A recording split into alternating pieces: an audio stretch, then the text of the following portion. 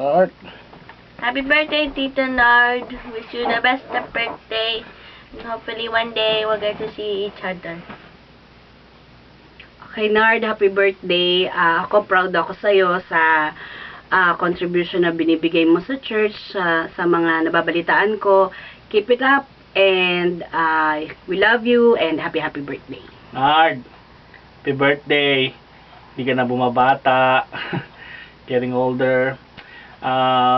We wish talaga very much na nandyan kami to celebrate with you, but hindi pa, I don't know, hindi pa time, but kakaroon din tayo ng time. Enjoy your birthday. You've been one of the strengths ng mga kapatid mo dyan. I'm so very happy, very proud sa'yo.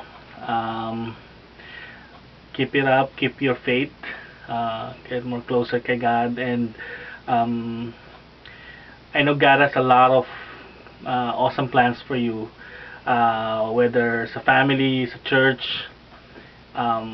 whichever you go, even in your work, in your career, in your business, whatever you do. Huwag mo lang kakalimutan, Nard, okay?